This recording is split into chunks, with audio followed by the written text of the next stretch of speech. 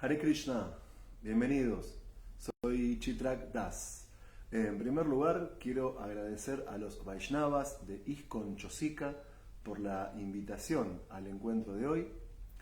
También quiero agradecer a todos los miembros de nuestra comunidad que de manera sincrónica y diacrónica están presentes en estos encuentros. El orden va a ser el siguiente. Primer paso, cantar Jayo Radha Madhava. Luego leer el texto en sánscrito, traducción y significado del Bhagavatam que nos toca hoy. Seguido de eso, un breve comentario por mi parte, y a medida que se desarrolla la clase, ustedes pueden dejar sus preguntas en la sección de comentarios que van a ser respondidas al final. Hare Krishna. Jai Radha Madhava Kunja Vihari Jaya Radha Madhava Kunja Vihari Gopi Jana Vallabha Girivardhari Gopi Jana Vallabha Girivardhari Yashodanandana Bhaja Jana Ranjana Yashodanandana Bhaja Jana Ranjana Jamuna Tira Vanachari Jamuna Tira Vanachari Jaya Radha Madhava Kunja Vihari Jaya Radha Madhava Kunja Vihari Gopi Jana Vallabha Girivardhari Gopi Jana Vallabha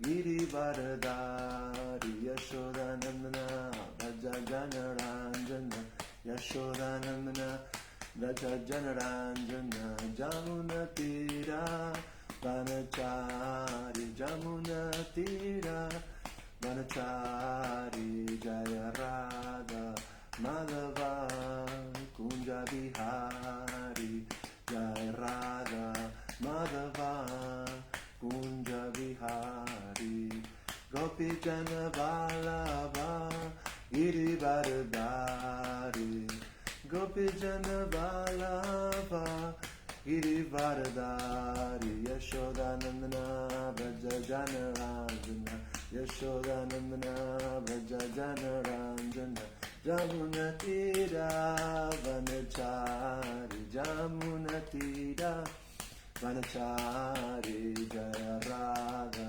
Madhava Kunja Vihari Jaya Radha Madhava Kunja Vihari Gopi Jana Vallabha Girivardhari Gopi Jana Vallabha Girivardhari Yashodanandana Bhaja Jana Ranjana Yashodanandana Bhaja Jana Ranjana Jamuna Tira Vanachari Jamuna Tira Vanachari Jaya Radha Madhava Kunja Vihari Jaya Radha Madhava Kunja Vihari Gopi Jana Vallabha Girivardhari Gopi Jana Vallabha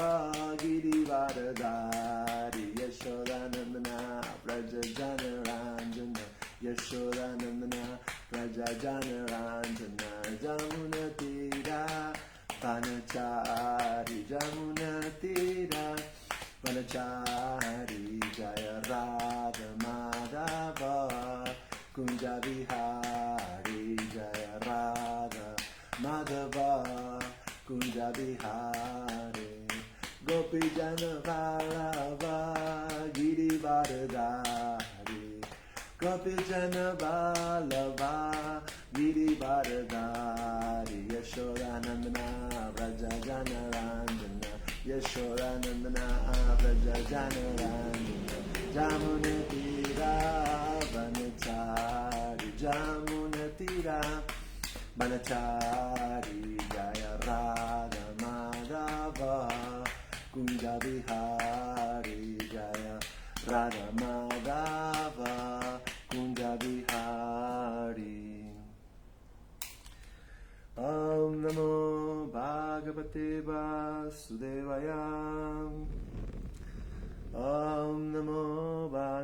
Bhagavate Vasudevaya. Om Namo Bhagavate Vasudevaya. Bueno, entonces, Evam Kutumbam Vibrana Udaram Vara Evacha Brishrieho Vayavam Pretyam Bhunte Tat Palam Tarsham.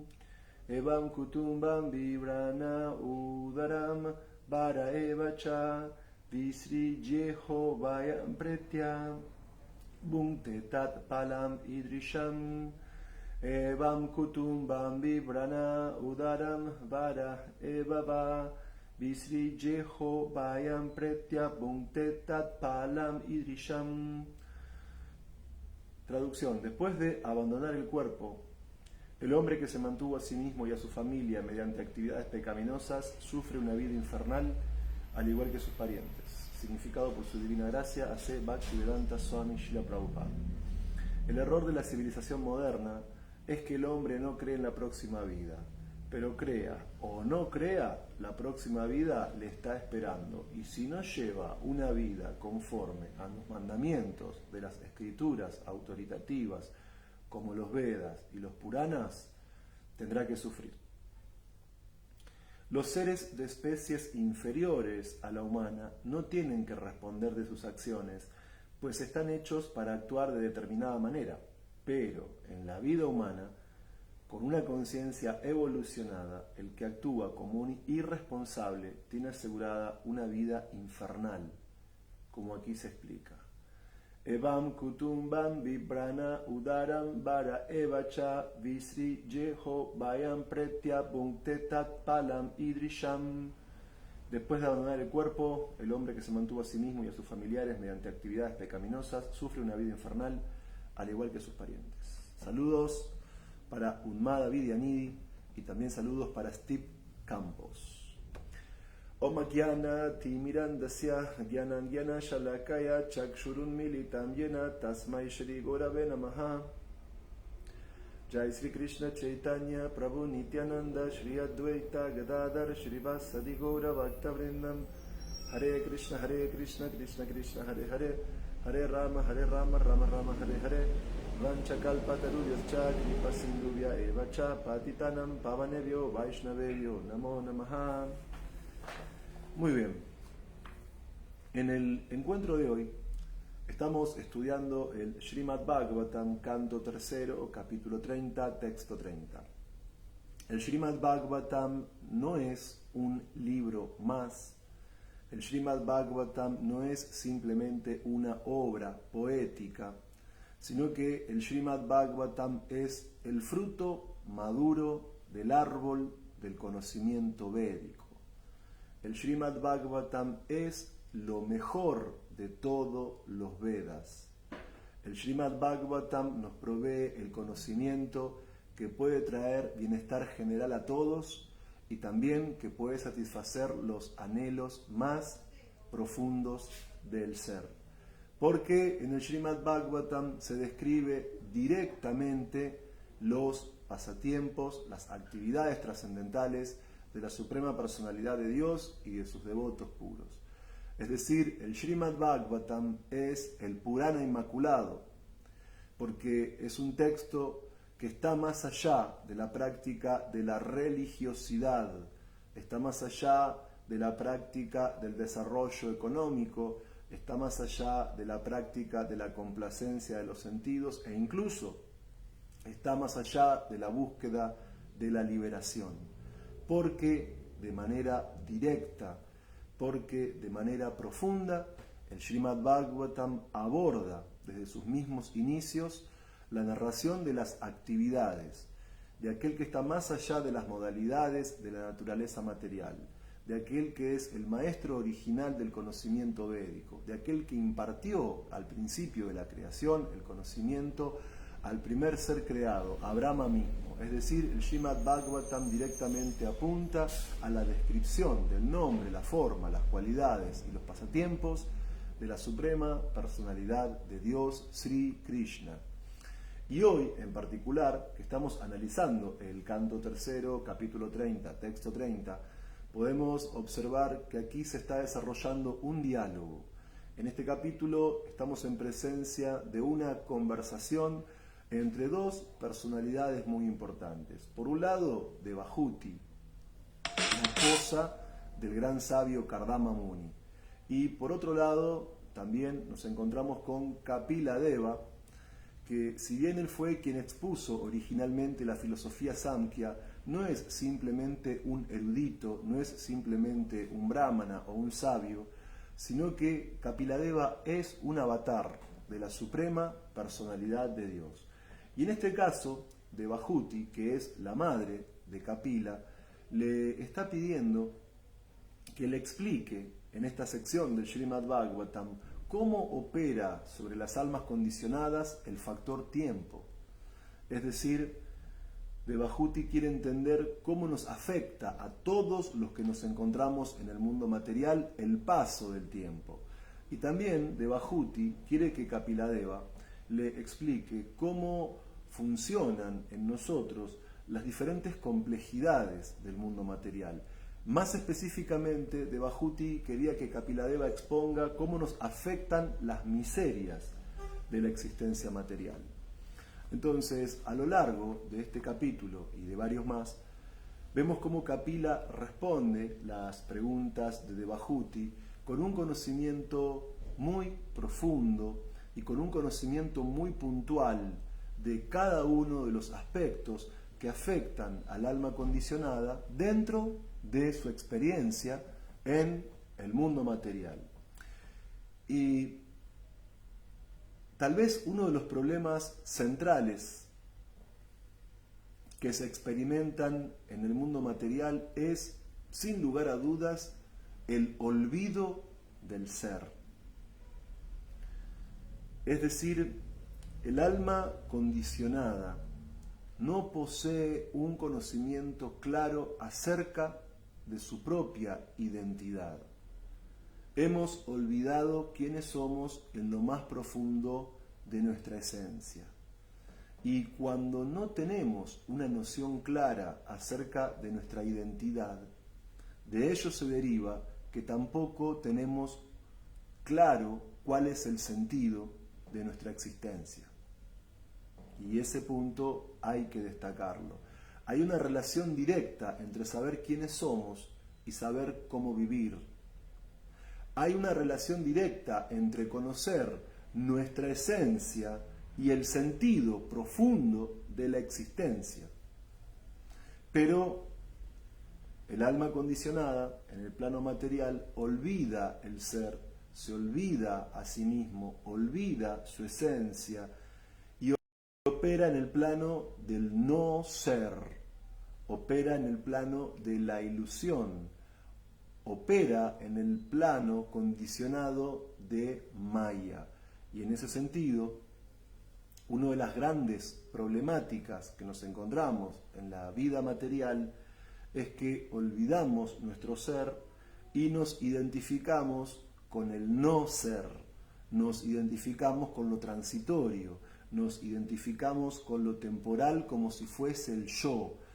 En ese sentido, y claramente hablando, el alma condicionada cree ser el cuerpo material y se apega fuertemente a dicho cuerpo.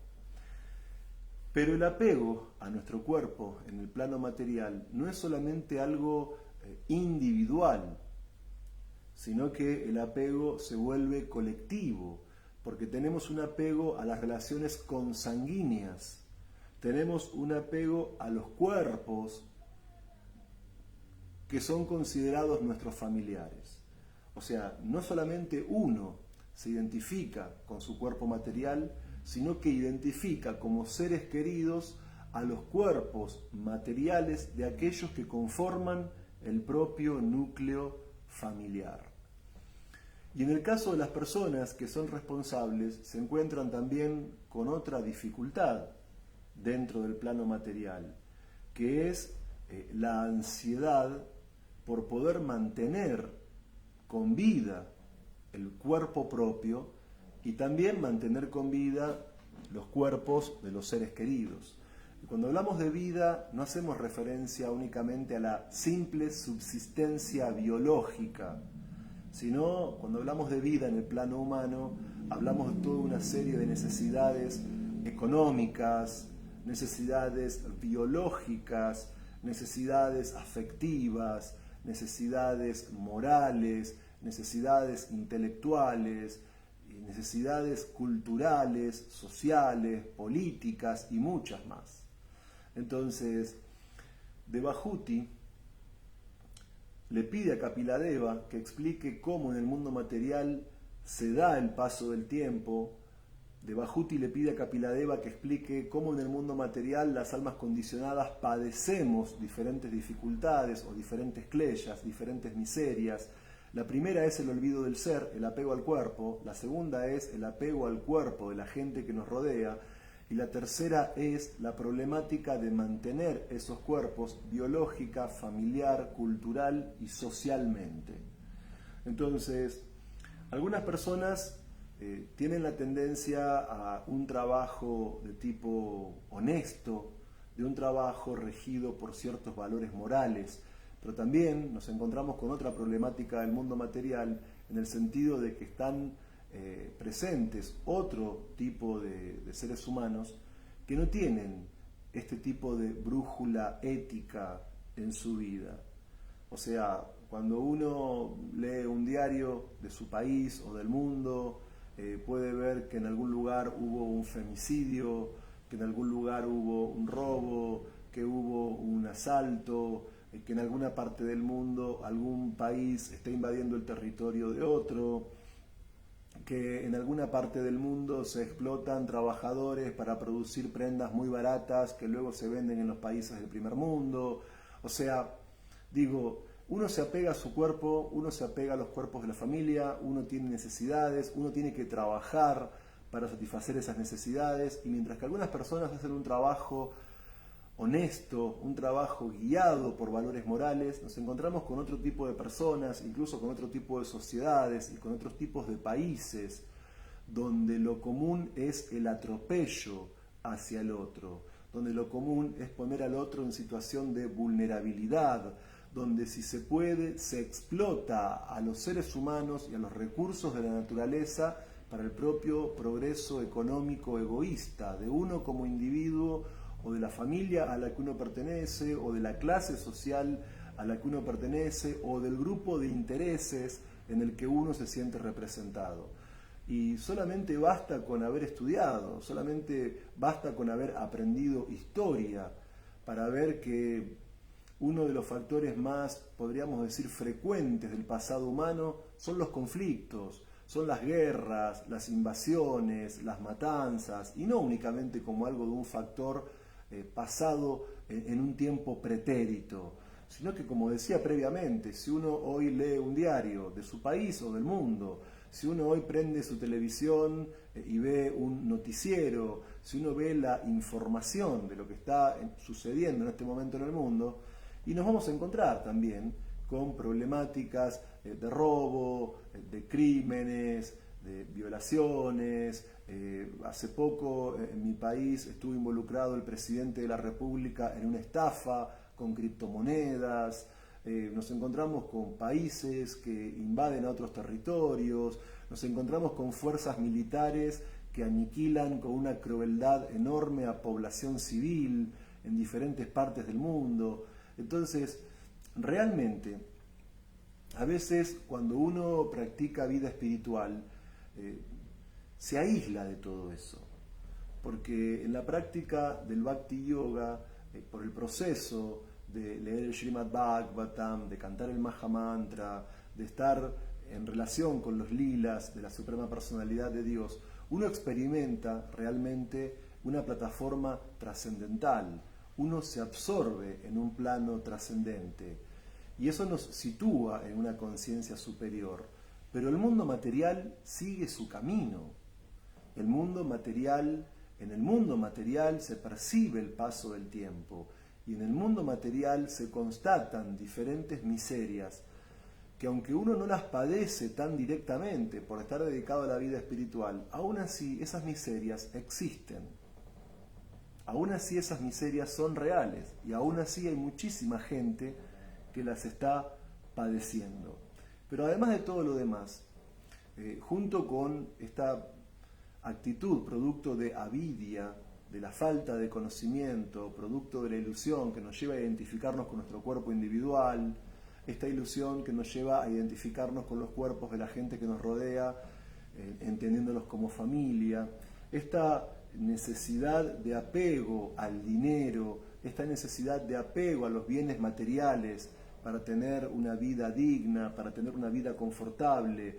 Y este tipo de vida digna o no tan digna, algunos la logran mediante un trabajo honesto, mediante un trabajo disciplinado, mediante un trabajo virtuoso, que es realmente meritorio.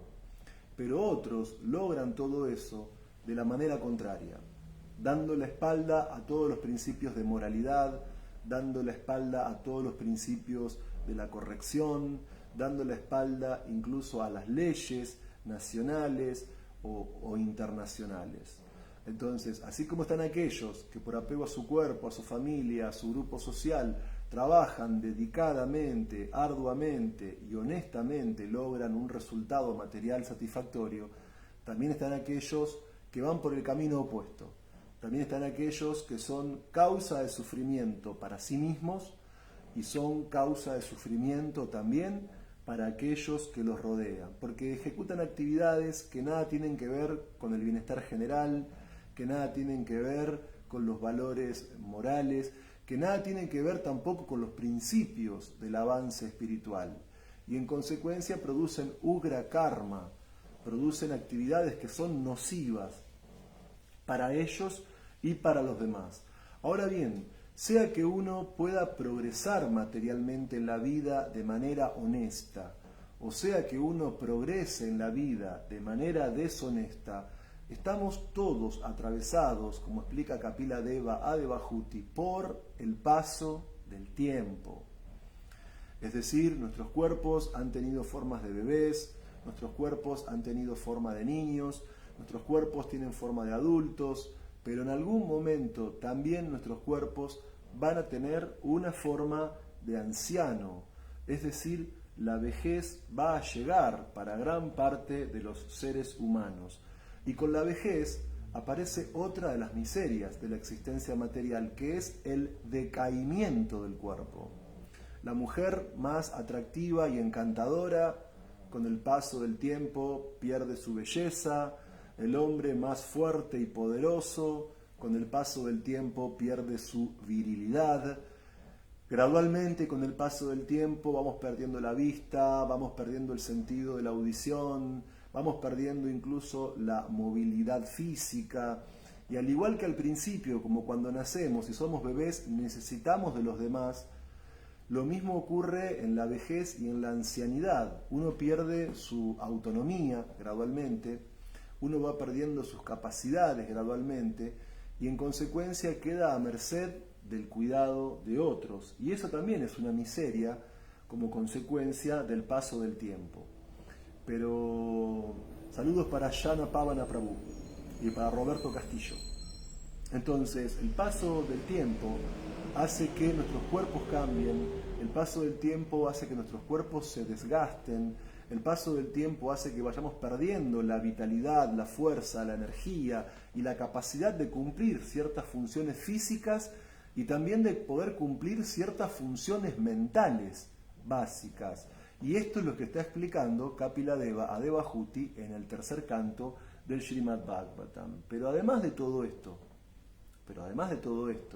es decir, de olvidar que somos almas espirituales, identificarnos con el cuerpo material, asumir como familiares los cuerpos materiales que nos rodean y que son consanguíneos, tener una necesidad constante de bienes y de dinero para mantener un alto estándar de vida, tener que trabajar honestamente para eso o tener que trabajar deshonestamente para eso.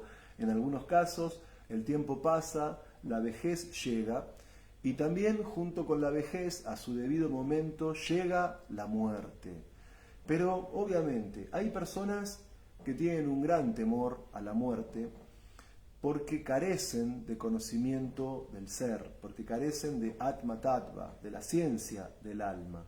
Cuando hablamos de la muerte se aplica a lo externo, la muerte se aplica a lo temporal, la muerte se aplica a lo transitorio, a lo pasajero. Cuando hablamos de la muerte del cuerpo, porque el alma no muere, el alma es innaciente. Como Krishna le decía a Arjuna en el Bhagavad Gita, en el capítulo 2, nunca hubo un tiempo en que yo no existiera, ni tú ni todos estos reyes, y en el futuro ninguno de nosotros dejará de existir.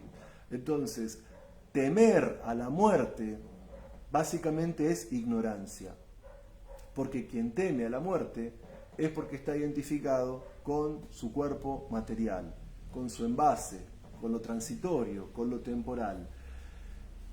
Como vemos en el capítulo 2 del Bhagavad Gita, Krishna afirma Dhiras tatra namuhyati, la persona sensata que comprende la diferencia entre el cuerpo material y el alma espiritual no se confunde ante ese cambio que es la muerte, porque la muerte es el fin del cuerpo, el cuerpo retorna a los elementos de la naturaleza material de los cuales está compuesto, pero el alma, al ser divina, al ser eterna, sempiterna, el alma existe continuamente y al momento de la muerte abandona el cuerpo. Ahora bien, cuando Kapiladeva explica a Devahuti las miserias del mundo material, el problema no está solamente en temerle a la muerte porque creo que soy el cuerpo, o en sufrir la muerte de aquellos que me rodean y que son mis familiares, sino que, además de eso, cuando uno no llevó una vida virtuosa, cuando uno se mantuvo por medios ilícitos, cuando uno en su vida dio la espalda al Dharma, lo que explica este tercer canto de Srimad Bhagavatam es que los Yamadutas conducen al alma en el cuerpo sutil, cuando el cuerpo burdo muere, hacia los planetas infernales. Y ahí la persona que se mantuvo en la vida apegada al cuerpo y a los familiares y buscando una vida confortable por medios reprobables, por medios ilícitos, por medios deshonestos, esa clase de persona tiene que padecer todo tipo de tormentos que se narran muy detenidamente en el quinto canto del Srimad Bhagavatam. Y luego de esa estadía, podríamos decir purificatoria, de todas las reacciones kármicas negativas, esa alma que padeció los tormentos del infierno tiene que ascender nuevamente a diferentes formas de vida no humanas e ir pasando de un cuerpo a otro y así sucesivamente hasta que después de mucho tiempo se puede llegar nuevamente a la forma humana de vida. Y si después de tantas reencarnaciones uno no adquirió conocimiento trascendental, entonces ese ciclo de apego al cuerpo, apego a la familia, apego al trabajo, apego al dinero, apego a los placeres materiales, ir gradualmente envejeciendo, ir gradualmente perdiendo la vista, perdiendo el olfato, perdiendo la memoria, y finalmente muriendo, y volver con los Yamadutas a los planetas infernales y padecer todas esas miserias, y luego reencarnar por formas infrahumanas hasta llegar a la forma humana de vida, se vuelve a repetir continuamente. Y en el significado de hoy, Srila Prabhupada está explicando de manera breve, pero también de manera muy clara, la diferencia fundamental entre los animales y los seres humanos. Y en este punto tenemos que detenernos porque genera un espacio importante para la reflexión y el análisis del discernimiento que tenemos en cuanto a nuestro modo de actuar en la vida y las consecuencias que traen nuestras acciones. Entonces, yo recuerdo hace muchos años, estaba mirando en la televisión un documental de animales. Entonces, en el documental se referían a unos leones, creo que eran de la sabana africana. Entonces el relator del documental decía, el cruel león como asesino puso su mira en el objetivo de su presa, la gacela, y con toda la crueldad el león fue, la persigue, la mata y la desgarra y la come, o la leona, no recuerdo qué animal era. Pero el punto es que eso es una personificación. Los leones no son crueles, los leones no son buenos, los leones no son malos, ni ningún depredador, ni ningún cazador lo es, siendo un animal, porque el animal no tiene libertad para actuar de otra manera. Decir que un animal es cruel, que un animal es asesino, eso es desconocimiento, porque en el significado de hoy estamos leyendo que literalmente se afirma: los animales están hechos para actuar de un modo determinado. Un león no puede volverse vegetariano, porque su biología no está diseñada para eso, no está en su ADN.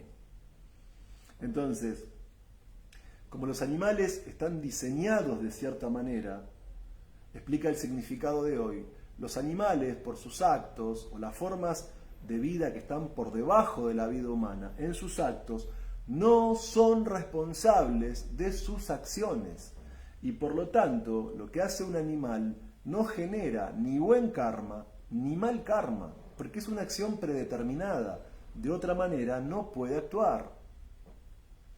Ahora bien, si bien los seres humanos biológicamente tenemos muchas similitudes con los animales, filosóficamente tenemos también grandes diferencias. Y lo que está explicando hoy Srila Prabhupada en el significado es que nosotros, los seres humanos, tenemos, a diferencia de los animales, una conciencia mucho más elevada que la que tienen las formas no humanas de vida.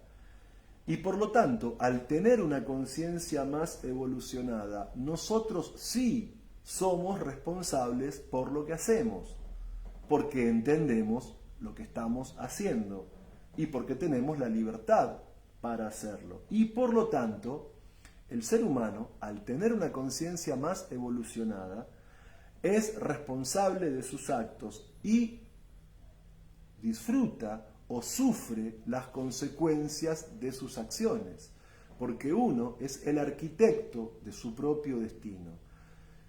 Nuestro placer y nuestro dolor en la vida es el resultado de nuestras propias acciones. Y este punto tiene que ser destacado. ¿Por qué? Porque tenemos que tomar conciencia de que antes de actuar tenemos que evaluar lo que estamos haciendo. Y sobre todo, no solamente hay que evaluar lo que se hace, sino que hay que fundamentar filosóficamente nuestras acciones. Es decir, tenemos que tener como base en nuestro proceso de deliberación y tenemos que tener como base en nuestro proceso de decisión el conocimiento védico.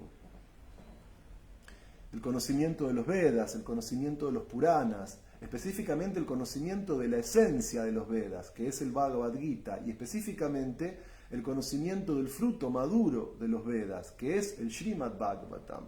Entonces, si nuestra inteligencia está dotada del conocimiento trascendental del Bhagavad Gita y del Srimad Bhagavatam, vamos a poder discernir claramente, vamos a poder elegir correctamente, vamos a poder actuar adecuadamente. Y así nuestras acciones van a gradualmente elevarnos al plano trascendental. Los animales no pueden hacer eso. Los animales están hechos para actuar como actúan, no son responsables de sus acciones ni producen buen o mal karma con lo que hacen. Nosotros tenemos una conciencia más evolucionada. Nosotros sí somos responsables de nuestros actos. Y por lo tanto tenemos que buscar trascender la temporalidad de los placeres y dolores materiales y situarnos en un plano trascendental, tomando como base el conocimiento del Bhagavad Gita y del Srimad Bhagavatam. Entonces, en este tercer canto del Bhagavatam, capítulo 30, texto 30, vemos que se está desarrollando el diálogo entre Devahuti, la esposa del gran sabio Kardama, y su hijo Kapiladeva, que es un avatar de la Suprema Personalidad de Dios. Explícitamente en el Bhagavatam, Devahuti le pide de manera clara a Kapila que explique cómo nos afecta el paso del tiempo y cómo estamos atravesados por diversas miserias materiales. Y a lo largo del capítulo, Kapiladeva es muy claro, es muy analítico, explica que la primera miseria es olvidarnos del ser, apegarnos al cuerpo, luego el apego a la vida familiar, luego el apego al dinero y a los bienes materiales, luego el hecho de cometer actos abominables para ganar dinero, luego el paso del tiempo, con el tiempo la vejez, y con la vejez la muerte, y con la muerte el descenso a los planetas infernales, el padecimiento como consecuencia de la responsabilidad por nuestro mal karma, luego el tener que reencarnar en formas de vida no humanas hasta después de mucho tiempo llegar a la forma humana de vida, y si no cultivamos conocimiento trascendental, entonces volver a ese ciclo continua y continuamente. Ahora bien, ¿por qué Devahuti le pide a Kapiladeva que le explique el paso del tiempo y las miserias de la existencia material? Para poder desapegarnos de la vida materialista. Es decir, este conocimiento del paso del tiempo y de las kleyas apunta a que dejemos de lado toda expectativa falsa de vida. Es decir, este conocimiento nos permite ya ver el final de la película y de entrada decidir si queremos verla o no. Si uno comprende cómo opera el paso del tiempo en nosotros, si uno comprende cómo operan las miserias materiales sobre nosotros, si uno comprende todo eso y si uno es inteligente, entonces uno se desapega del modo de vida materialista. Uno deja de lado las prácticas que son puramente corporales, puramente materiales, que solo apuntan al placer de los sentidos, y uno evidentemente se dedica con más conocimiento, con más inteligencia y con más determinación a la práctica de la vida espiritual. Pero además, otro punto importante es que este conocimiento del paso del tiempo y de las miserias que nos afectan en el mundo material, lo que hace es cortar de raíz el árbol ilusorio de la existencia material. ¿Por qué? Porque al mostrarnos crudamente cómo es la vida material, uno despierta. Es decir, se disipan esos sueños y esas ilusiones de que en la vida material puedo alcanzar la perfección más elevada. O sea, tengas una buena vida material o tengas una mala vida material, para la mayor parte de la gente va a pasar el tiempo, va a llegar la vejez y va a llegar la muerte. Si sos pobre y morís, no te llevas nada de este mundo. Si sos rico y morís, tampoco te llevas nada material de este mundo. Sino que la mochila con la que uno carga vida tras vida es el peso de las reacciones kármicas como consecuencia de lo que hicimos en esta forma humana de vida. Y como Prabhupada explica, el ser humano tiene una conciencia más evolucionada, el ser humano es responsable por sus actos y nosotros disfrutamos o sufrimos las consecuencias de nuestras propias acciones. Pero para salir de este plano material, para salir de la influencia del paso del tiempo, para salir de la influencia de todas estas miserias, es necesario estar dotado del arma del conocimiento trascendental para cortar de raíz toda la ilusión. Y cuando en la filosofía védica se usa la palabra ilusión, no tiene el sentido positivo que tiene, por ejemplo, una mujer que cuando se casa tiene la maravillosa ilusión de tener hijos. Esa ilusión es positiva. O no hablamos de la ilusión maravillosa que tiene un estudiante cuando comienza una carrera universitaria, que tiene la ilusión o el deseo de recibirse. No hablamos de esa ilusión como esperanza de algo positivo. Hablamos de ilusión como lo que no es. Hablamos de ilusión como un espejismo. Hablamos de ilusión como cuando salimos en verano con el auto a la ruta y vemos mientras estamos manejando que a 500 metros en el asfalto hay agua, y cuando llegamos ahí, esa agua nunca estuvo y la vemos más adelante. Pero el verla, en realidad, es algo erróneo, porque esa agua no existe y es una ilusión óptica, es lo que no es. Entonces, ese tipo de ilusiones son a las que se refiere este canto de Srimad Bhagavatam. La ilusión entendida como la falsa noción de una realidad imposible. Entonces, con esa ilusión tenemos que cortar mediante el arma del conocimiento trascendental.